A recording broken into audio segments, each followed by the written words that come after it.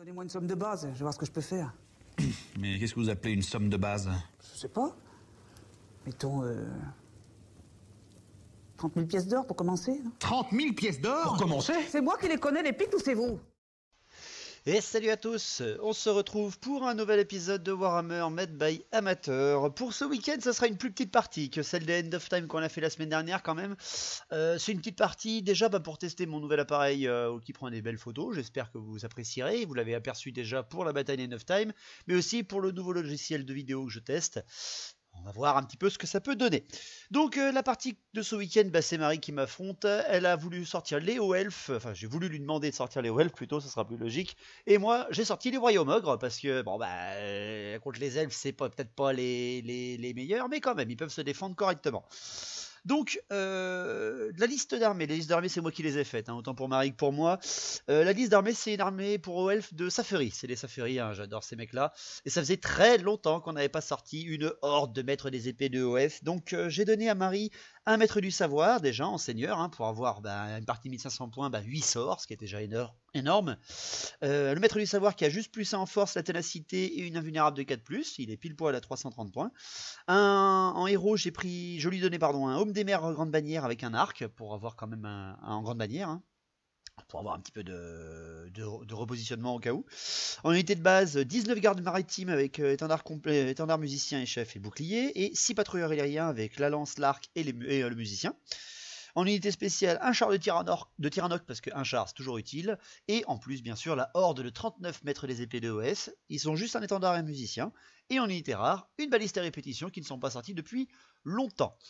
Pour ma part, pour les royaumes ogres, sachant je savais que j'avais choisi une horde pour en face, et que c'est quand même des maîtres des épées de OS, c'est un peu des gros bâtards, et moi aussi j'ai voulu mettre un gros tank, un gros bus. Donc déjà en héros, j'ai pas pris de seigneur, j'ai pris en héros un ventre-feu niveau 1 avec un parchemin de dissipation et une arme lourde, parce que contre les elfes, de toute façon ils frappent avant moi, donc autant être sûr de les tuer derrière avec des armes lourdes, et un cogneur grande bannière avec armure de 4+, parce que voilà, il faut un peu un tanker quand même. En unité de base, 10 ventres durs, étendards et musiciens, parce que c'est la valeur sûre des ogres, je trouve, en unité de base. Ils touchent peut-être pas souvent, mais quand ils te touchent, ils te tuent très souvent après. En unité spéciale, 2 régiments de cavaliers, de 3 cavaliers Ferox, parce que voilà, ils sont tankés, ils sont résistants, ils ont des touches d'impact, ce qui est très utile contre les elfes. 2 crocs de sabre pour rediriger un peu les tirs ou au moins attirer les yeux, et un mégastodonte parce qu'avec son attaque de catapulte quand même, et qui surtout fait le malus de toucher en premier, ça peut être utile contre des hauts elfes. Ils frapperont toujours avant moi, mais au moins ça leur enlèvera leur relance. Donc voilà, j'ai pas pris grand chose en magie, j'ai pas eu trop le choix, j'ai préféré avoir de la troupe. Donc pour ma magie, j'ai pris le sort primaire du feu, bien entendu, avec le ventre-feu. J'ai eu la boule de feu, ce qui me permet quand même d'avoir 3 niveaux, on va dire, de magie différentes. Pour le déploiement, déjà comme vous le voyez, on a encore investi dans de nouveaux décors. Et pour le déploiement, c'est une cité abandonnée, voilà, on a investi encore un peu plus. Le déploiement, on l'a fait normal. Autrement dit, pour ce qui est des hauts elfes, Marikam, elle s'est placée en plein centre, sa horde, bien entendu, flanquée de la baliste à répétition. Sur son flanc gauche, des patrouilleurs aériens, et sur son flanc droit, les gardes maritimes avec un Tyrannoc, ce qui fait qu'elle a été quand même pas trop mal. La table en elle-même bloque pas mal de tirs, il y a beaucoup d'endroits pour se cacher, donc après c'est des tirs force 3, ça va pas trop me faire mal. De mon côté, j'ai mis en plein centre, bien entendu, mes ventres durs avec le nœud de commandement, parce que j'ai pas trop le choix en fait, si je les mets sur un flanc, mon commandement sera trop loin. J'ai mis les crocs de sabre chacun sur leur flanc, et à gauche et à droite mes 3 Ferox, et un petit peu sur ma gauche le mégastodonte, pour qu'ils voient autant les maîtres des épées d'OS que le gros bloc de garde maritime.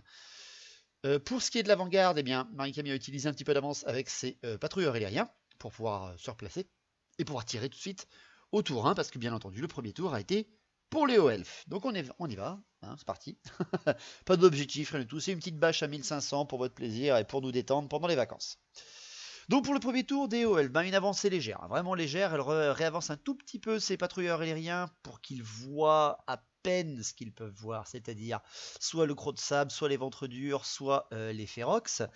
Elle a avancé également les maîtres des épées de OF juste à 8 pas, 6 pas de la statue centrale pour pouvoir en tout cas charger et pouvoir bloquer un angle ou l'autre avec la horde, avec la largeur de la horde.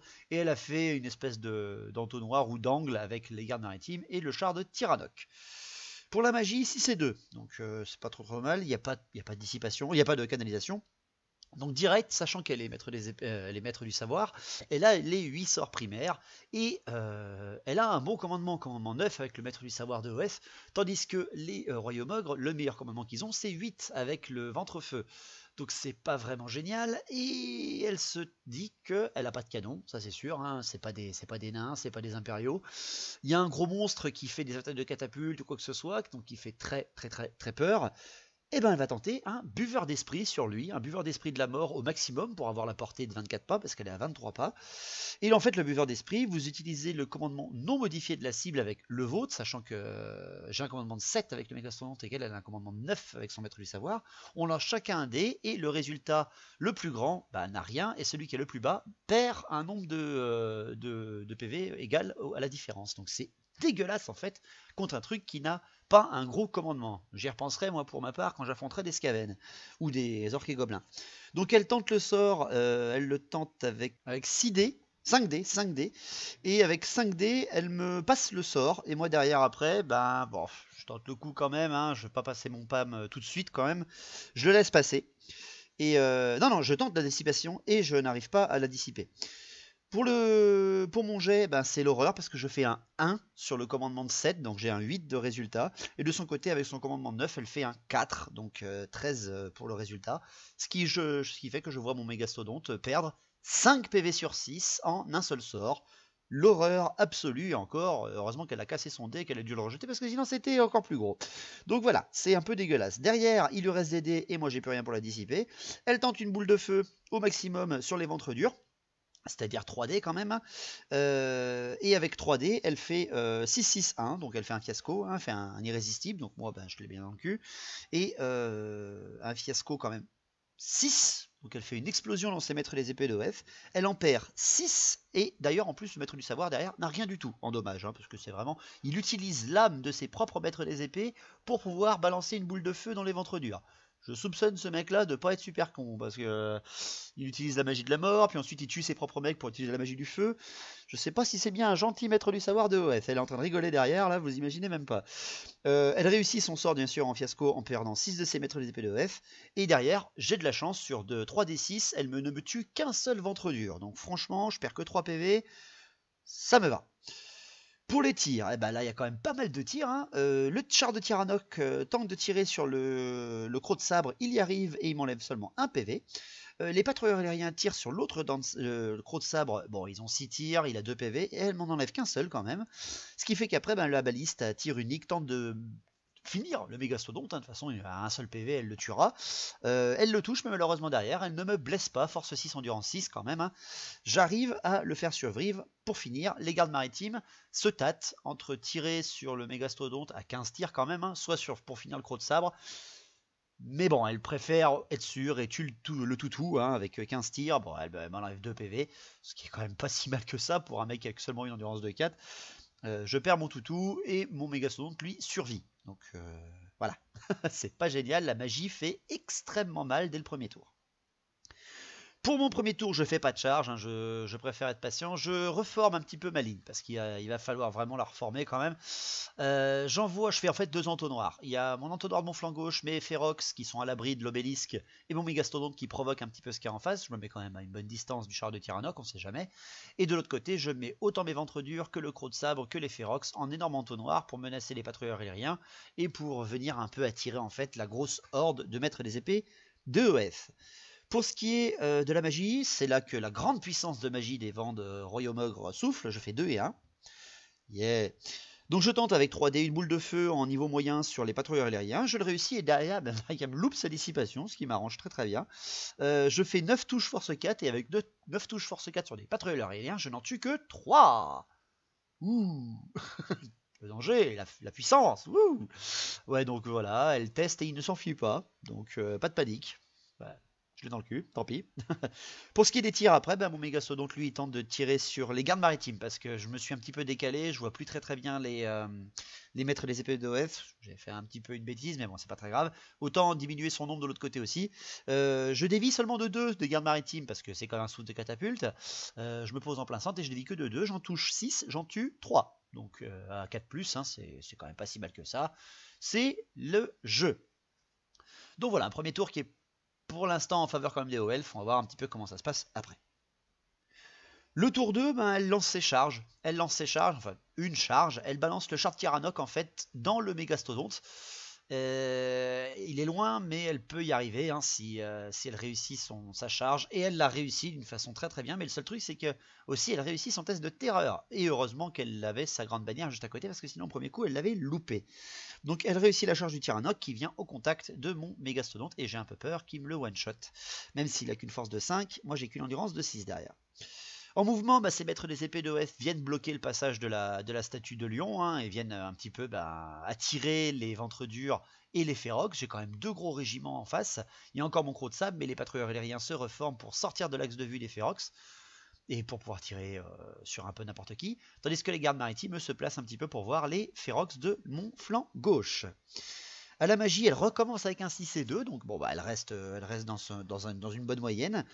Et je vois l'horreur, elle prend 6 dés, hein, et elle tente le sort de base du métal au maximum sur mes férox de mon flanc droit.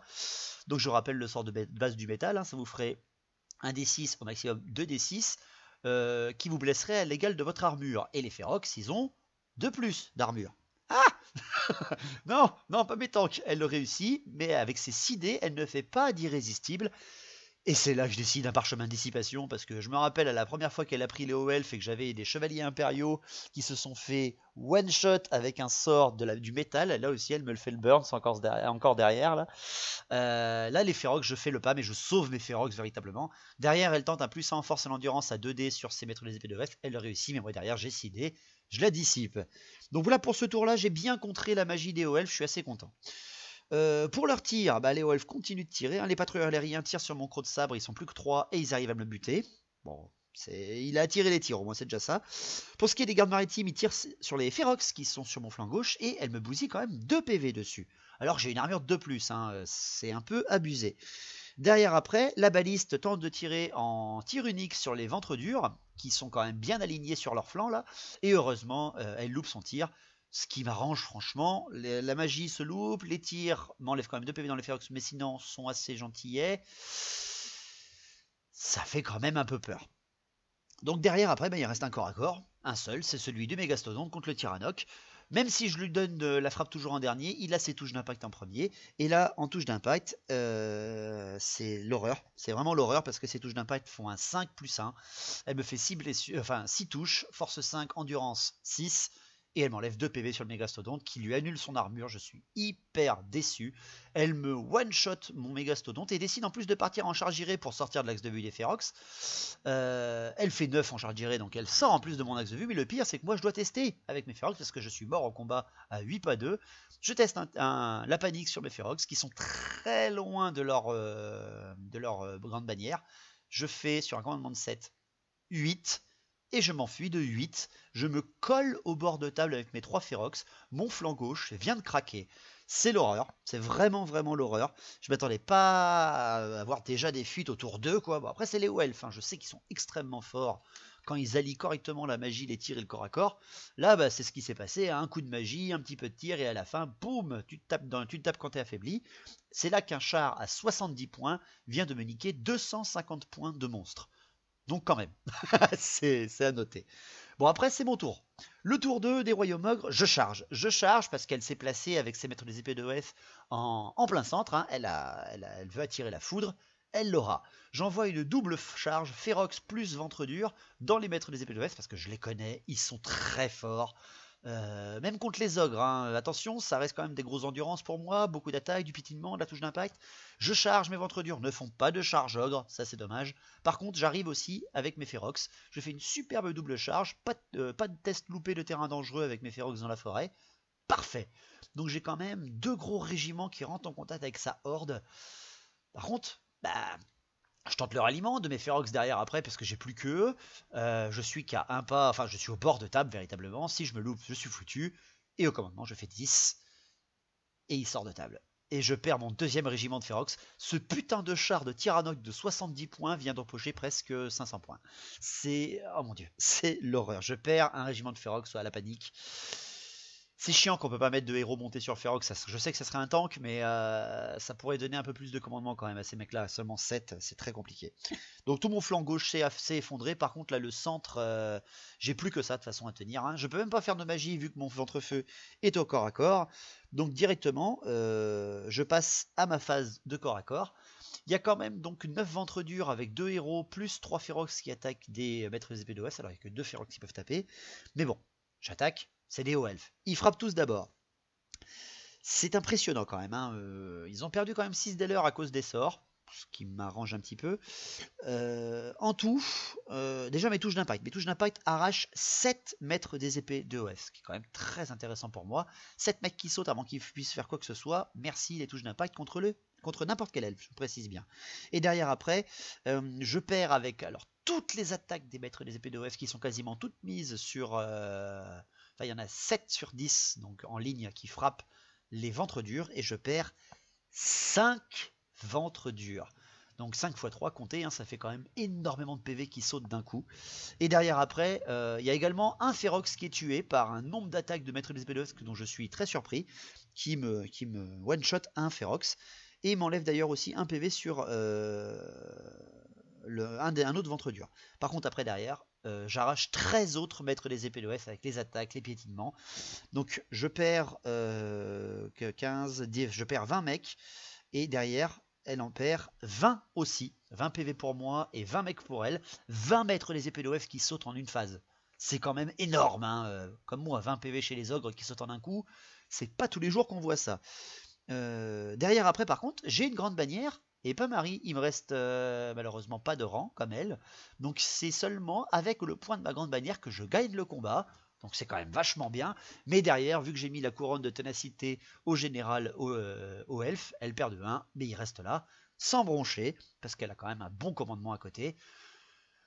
Ça reste là pour le tour 2, je précise bien. Ma charge a été stoppée, mais derrière, j'ai encore rien qui peut venir me rechoper, à part peut-être 3 patrouilleurs aériens que j'attends avec plaisir.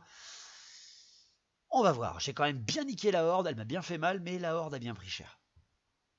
Le tour 3 des hauts elfes, elle fait un encerclement, hein, elle rabat son Tyrannoc, ses patrouilleurs aériens, elle amène ses gardes maritimes au plus près pour essayer d'amener un petit peu plus de poids. Malheureusement, il n'y a pas grand chose qu'elle pourra faire en termes de mouvement.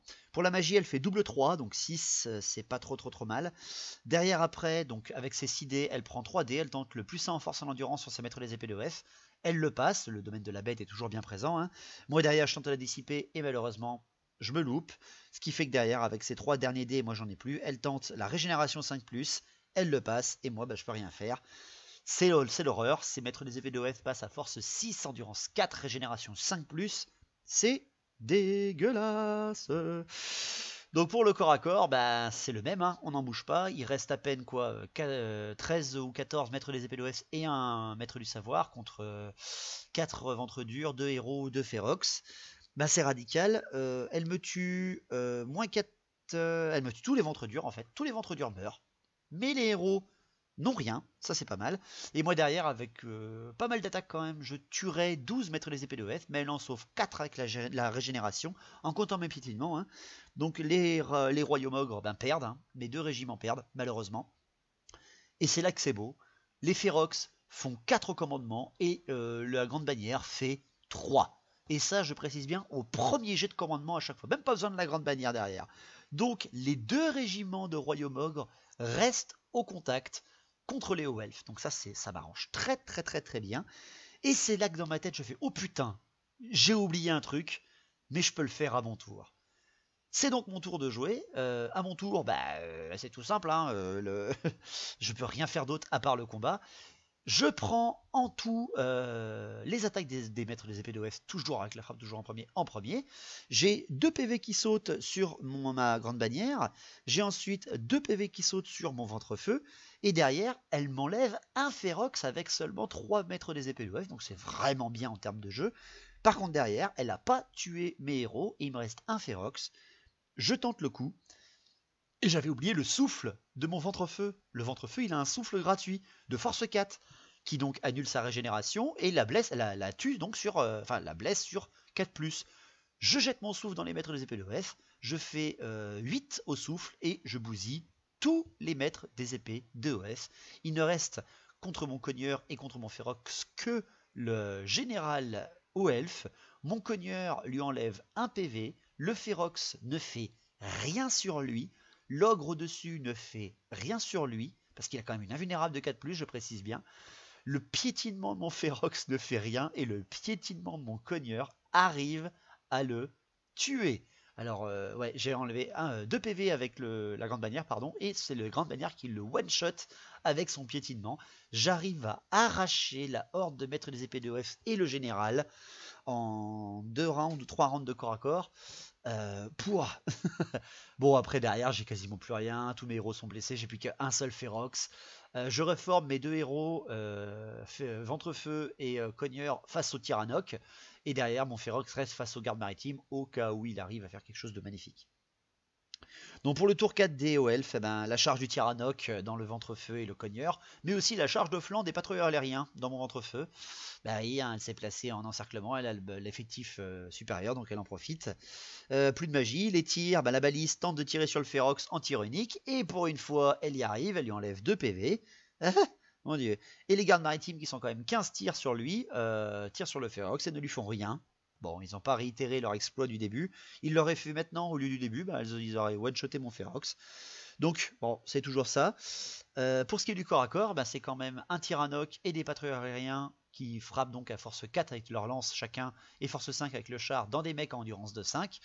Le Tyrannoc met 6 attaques plus ses faux, donc 7 attaques en réparties sur des tirs qui frappent tous le cogneur. Elle me one-shot mon cogneur aux touches d'impact avec le char de Tyrannoc. Et derrière après, toutes les attaques des patrouilleurs aériens et des origes ne font rien sur le ventre-feu. Et le ventre-feu, lui derrière, n'arrive qu'à écraser un seul patrouilleur aérien. Ce qui fait que au résultat de combat, je perds de très large. Je m'enfuis avec le ventre-feu. Je suis même rattrapé par les 2 unités de régiment rapide, enfin de cavalerie et de char, qui poursuivent et qui entrent en contact avec le flanc du Ferox qui est juste derrière. Putain de bordel de merde. Qui sera donc presque en finalité contre moi. Pour le tour 4 donc, de mes royaumes ogres, de mon royaume ogre, de mon cavalier Ferox, qui n'est plus qu'à 2 PV contre un char de Tyrannoc qui le frappe de flanc et 2 patrouilleurs aériens.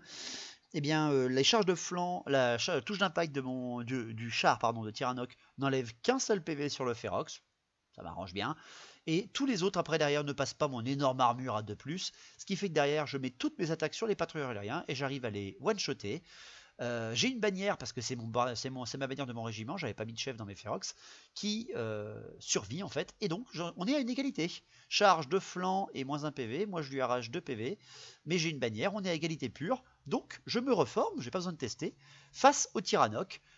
Pour être au moins face à face avec lui. Il est full, moi j'ai plus qu'un PV, mais bon, j'ai mon armure de plus qui peut me sauver. Le seul truc, c'est qu'après, c'est pas mon tour, c'est celui de Marie. Le tour 5 des Wolves, c'est radical, elle est à 13 pas, elle tente une charge avec ses gardes maritimes dans le flanc du Ferox, et elle me fait un 10 plus 5. Elle arrive donc au combat, et elle me flanque en fait, elle me charge de flanc avec 17 gardes maritimes, avec une grande bannière, je précise, dans un Ferox. On passe directement au corps à corps, et c'est simple en fait. La grande bannière en elle-même arrive à pleine puissance, et par un miracle, elle m'enlève 1 d'armure, elle me blesse une seule fois, et je jette avec un seul dé, je fais un 2. Wouh! Mon Ferox meurt en fait au combat face aux gardes maritimes pour venger la mort en fait de leur maître des épées de F et de leur maître du savoir. Donc après, c'est radical à la fin de à la fin du tour 5 des Elf, eh bien je suis annihilé, encore une fois. J'adore ces Elf, mais quand même, je m'attendais pas à ça. Je me suis quand même bien défendu au centre. C'est la fuite de mes Ferox. C'est la fuite de mes Ferox qui m'a mis dedans complètement. Sinon, franchement, je pouvais encore gagner parce qu'avec 3 Ferox, tu peux largement rouler sur des gardes maritimes. Ouais, non, ça me fait un peu chier. Mais c'est pas grave, c'est pas grave. C'était pour vous montrer un petit peu voilà, les nouveautés qui vont arriver. Il y a encore d'autres décors qui arrivent. Voilà, c'était pour vous faire passer le week-end tranquillou. Peut-être que je vous sortirai dans la semaine la partie du nain également qui va être tournée certainement ce week-end. Dimanche, si vous êtes sage, vous aurez la partie également du nain. Donc voilà, merci à tous. J'espère que cette petite vidéo vous a plu. Merci à tous vos commentaires de la semaine dernière pour la partie de End of Time. On a pris un super plaisir à la jouer et franchement, ça fait beaucoup plaisir de voir tous les commentaires très très gentils et de la solidarité que vous avez. Merci à vous. Je tenais à le dire. Je peux pousser des gueulantes, mais je peux aussi vous remercier. Donc merci à tous. On continue, vous inquiétez pas. Et on se revoit la semaine prochaine pour une autre partie. Allez, ciao et longue vie à battle, au vrai battle.